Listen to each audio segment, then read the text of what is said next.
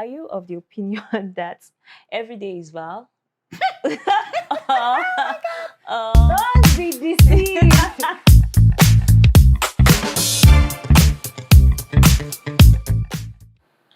Hi guys, welcome back to my channel.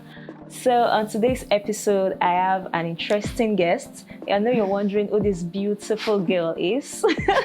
I'll just allow her introduce herself and we'll kick off from there. Okay, what am I introducing? Like tell us your name, what you do, and like that.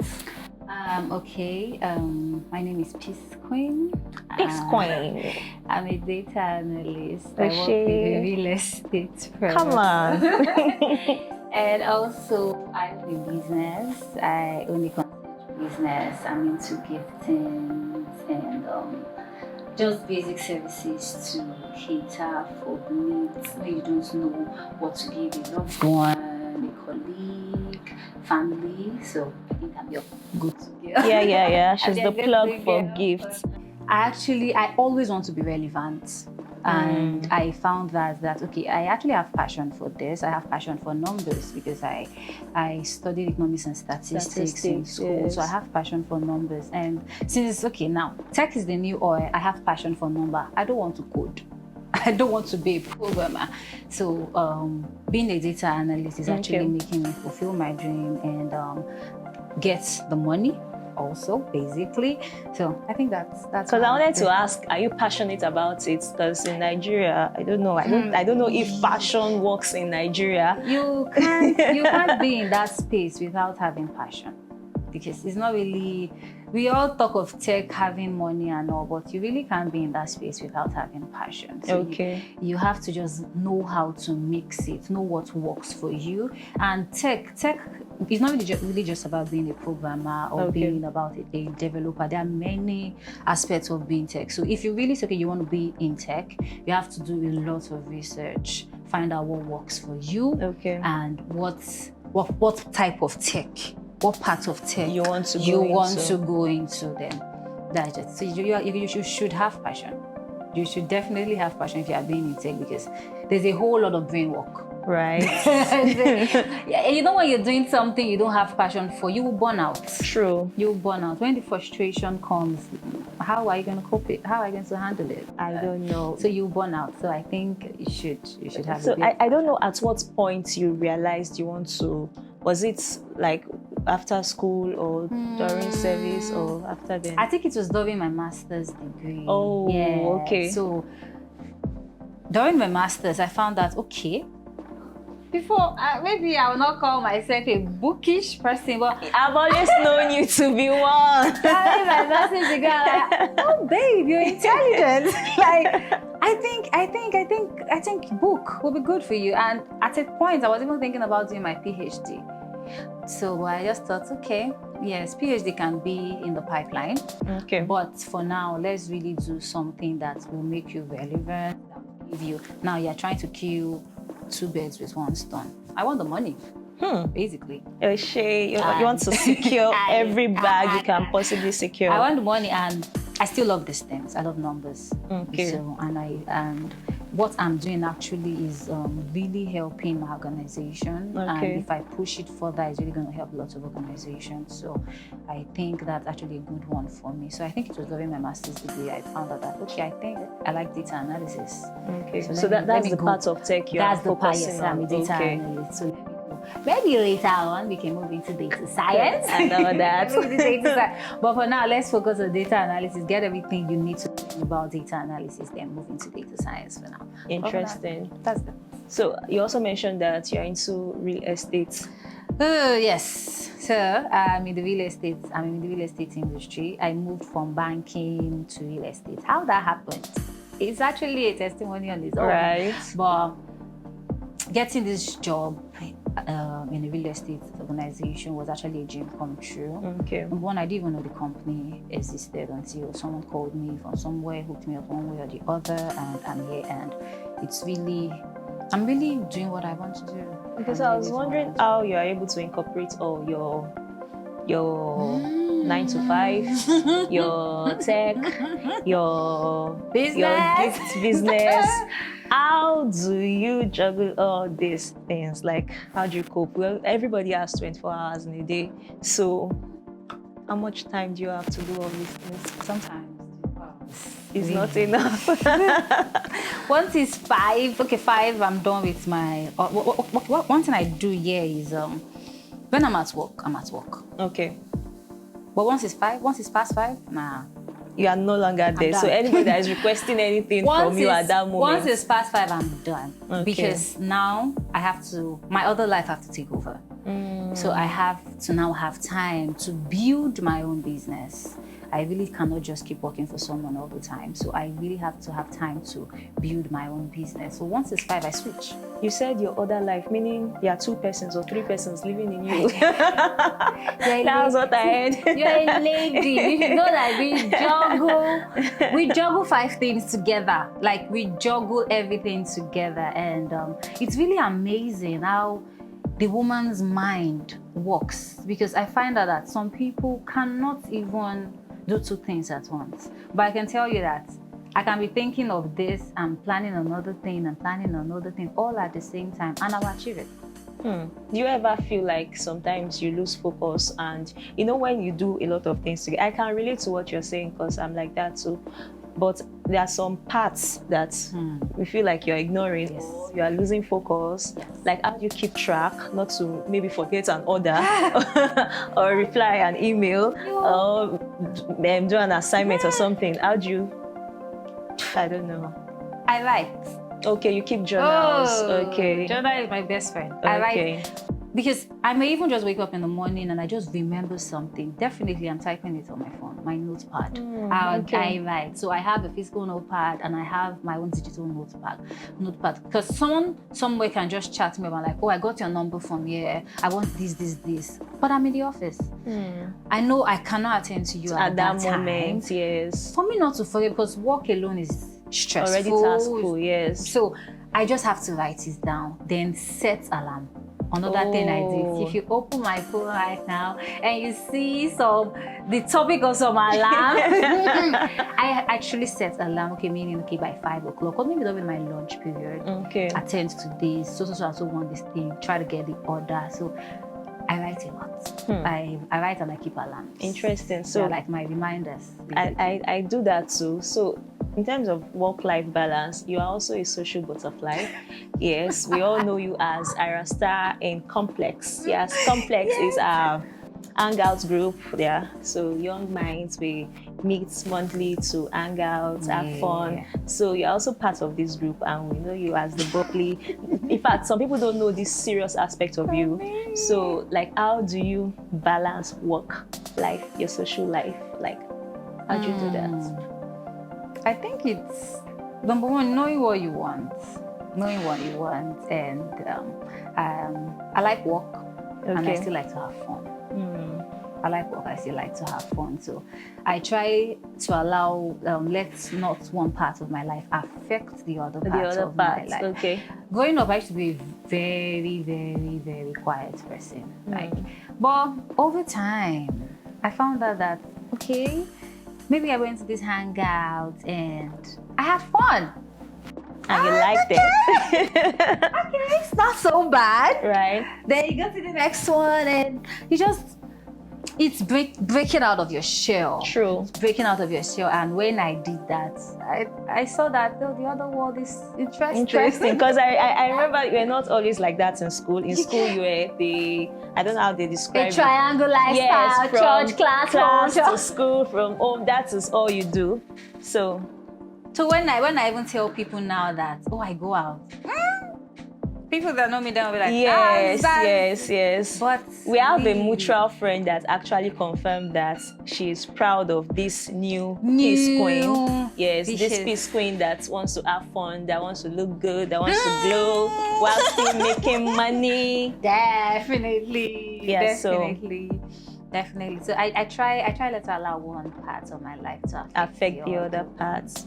I want to have fun. I still want to make money. I still want to have a good life. Okay. Basically, so there are different aspects of our life we should learn how to balance. So if you allow one part to suffer, in the long run, see that you get affected one way or the other. True. So you may think that it's just work, or it's just money, or it's just family.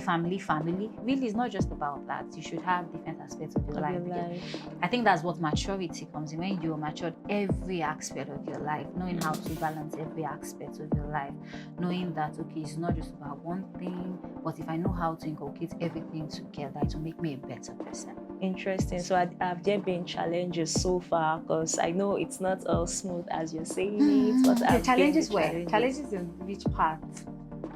Life as a single girl, trying to find our path, trying to have fun. Like, what have been the challenges so far? Okay, let me first part of my life that I had challenges with was switching from let's say career path. Okay. Switching my career path, I really had a really tough time doing that because I spent a couple of years in just one spot.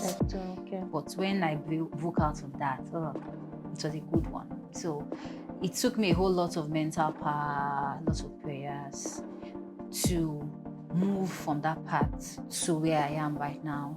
And I know it's not going to be that long to move to where I want to be. So that was actually very challenging. Then, so when it comes to business-wise, I was staying on the mainland, or my office was on the mainland before, and my house is still on the mainland. Okay. Then my new office is on the island. So proximity-wise, that's really not been easy for me. I'm not used to Lagos traffic. Oh, God. I'm definitely not used to So adjusting all that lifestyle. I'm definitely not used change. to Lagos traffic. Imagine spending 2 hours just because I want to go home, or because I want to go to the office, and waking up very early in Lagos. For you, my sister. So you are into the business of gifting. I need your opinion on something. So, are you of the opinion that every day is Val? Like when it comes to giving, like, you know, some people are always about, okay, let's just use Valentine as example. People get gifts for their spouses or partners. And for some people, they believe every day is Valentine. Because you're into the business, like, how has it been? What has the response been? See, when I saw that post of some men out there that day every day, don't be deceived. Okay, I will agree with that fact if it comes with that. Every day is Valentine, right? Meaning you will give me gift every day, including Valentine's Day. You cannot come and say every day is Valentine and I receive gifts from you maybe once in 3 months. Oh, come on. No, I'm not your partner. It's not possible. Don't be deceived. Especially if someone tells you every day is language. Valentine. It cannot be. Valentine's Day, it may not be special to the person that is giving the gift. But if your partner feels it's special, really, you're not to tell me how I should be loved. I'm the one that was going to tell you my love language, and that is how I want to be loved. You cannot tell me because physical touch is your love language, and it's not my love language, so you want to put it to me that I have to have a love language of physical. But gifting, I love receiving gifts. And another thing we should also know about gifting is not really by the price tag, right? It's true. Is the thought. I want to know the thought that went into the fact that, okay, you know I love Bounty chocolate. And maybe randomly you enter a supermarket and you see Bounty chocolate and you think of me, not just thinking of me, you buy it and bring it home and say, babe, I thought about you. Exactly. I thought about you. So I think we should work with our love languages. Okay. Don't say because it's not your thing, but if it's the thing of your partner, come on. You should learn how to compromise, right? And really do it. And you should not break the bank. One thing about gifting, you don't really have to break the bank to gift your partner. Find out the special things that your partner like. This Bounty chocolate, I've made a gift for someone that she loves plantain chips. Her wedding day was the same day as her birthday. Okay. And her spouse told me, I want you to pack plantain chips with a note. So there was this very lovely note that was inside. Do you know that this lady cried Wow. when she's, because it's really not, like I said, you don't have to break the bank. It's paying attention to details, really listening to your partner. It really is it's all about listening to your partner. Listening to your partner and know, okay, she loves this, he loves this. It would be lovely if I get it. That's what I think one of the best gifts you can actually give is a goofy gift. Yeah, it's not the serious packaging and all that. It's a goofy gift. True. It brings back memories. Exactly. I think the plantain cheese, it was about the first day they met. Oh. So there was a story about the whole plantain, and he gifted her there with a note saying different things in it, and she cried. Aww. I watched it and I was happy to be part of that moment. So please, everything is not Valentine. No, please give me gift. Right. So as a single girl, like, how's it been? How's the dating life been? Now, there's this language since I entered 30, I usually say. When I was in my 20s, I usually think, then growing up, I'll say, there are many fishes in the river. Forget him. There are many fishes in the river. Our mutual friend, one day, when we were in school, and called and said she wanted to break up with her boyfriend. That was that there are many fishes in the river, that she can always get someone. And I called her. I said, babe, seriously, there are fishes in the river. But you don't want to know the kind of fish that are in the river. True. Because I believe in working your relationship. When they say the grass is greener on the other side, what makes that other person's grass greener? Watering it, yeah. You work it out. Not that when you see a red light, you should ignore the red light and keep making but it you should work. know that not everybody is perfect. True. So the dating world now is actually messy. Truly messy, It's honestly. really messy. Now, no one wants to have a proper conversation. You don't have intelligent conversations anymore. And you see someone, you see a fine girl, you collect my number from someone, then I'm hoping and expecting to have real conversations with you, matured conversations with you. Not when are you coming over? No, come on. I talk to you 1-2 times. The next thing is when are you coming over? And I'm like, seriously? Is that what is outside there now? So it's really messy, and I think it takes the grace of God and to know your worth also. As a lady. Male and female. Male and female. Male and female. Okay. Because really, not everybody's for you. Because so I have a standpoint of what I want, of who I am. And when someone comes to meet me and after 1 or 2 conversations, 1 or 2 hangouts, and I find out, oh, nah, I don't think we'll be able to work. And you tell me I'm being too picky. Excuse me, I'm not for everybody. True. It's just one person I want to be with, and no matter how long it takes me to get to that person that my soul communicates with. So because why I said that statement is, most people ask me, what do you want in a relationship? And it's very simple to me. If my soul speaks to you, that's it. That's it. Once I don't know how to explain it, but I just believe when I'm with the right person, I'll feel peace. I'll just be calm. As your name says. Oh my God. I'll feel peace. I'll be calm. Okay. I'm not saying that there will not be doubts. Okay. But the fact that they're just I'm not asking for 100% compatibility, but when we understand each other, when we can talk. Another thing that I'm always looking forward to is who can make me laugh. So you're looking for a comedian? No. No. See, the world is stressful. If we cannot laugh about certain things, then I don't see the reason why we are. I get your point though, don't worry. I don't see. I think one of my pastor friends then said something that if you are in a relationship with someone, and let's say you are on a 30 minutes, 1 hour journey in the car, and you cannot have conversations from the beginning of that journey to the end of the journey, I don't know what you're doing there. Because seriously, I've been with couples going the ride, and for 30 minutes, it's just songs that's playing in the background. Maybe someone's pressing phone, the driver is driving, or is the husband that is driving. So they're just doing their own thing. Come on, we're coming back from work. We should have lots of things To talk about. I'm a chatterbox. True, you are. I'm not asking you to be a chatterbox, but give me the vibe give me the energy. I think I'm looking for energy. So when I say my soul speaks to you, it's just energy. I'm looking for people that will have right energy. You mustn't be a chatterbox. True. But know how to handle a conversation. Know how to make me laugh. Be happy. Don't be moody. So wow, this has been an interesting conversation. Like I've learned from few things you said, and like I said earlier, we have a lot of things in common. I love that you're a go-getter. While you are getting the bags, you're still trying to have fun and just be happy and be peaceful, like your name says.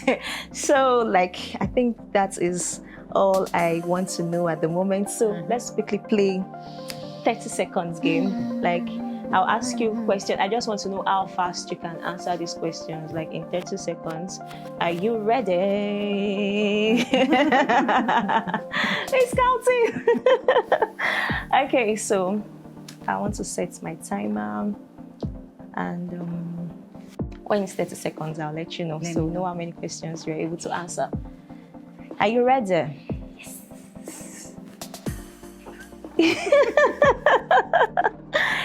Okay, if you could change one thing about yourself, what would it be? My stubborn nature. What is one of the most fun childhood memories you have? I was my mom. What is your favorite movie to watch over and over again? What's your favorite season of the year? Nigeria, that's Just who is your celebrity crush? some couple. What is your biggest fear? Mommy, the 1%. I think you were able to answer about 1, 2, 3, 4, like 5 or 6 questions. Yeah! Give it up for PeaceQueen! Like this was an interesting conversation. I hope to have you here again one more time. I hope to be here one Thank more you time. so much. Thank you so much. Okay. So guys, thanks for watching. I hope you enjoyed this our chatterbox story. Do not forget to subscribe to this channel, like and share. And also Yes, till next time. Bye.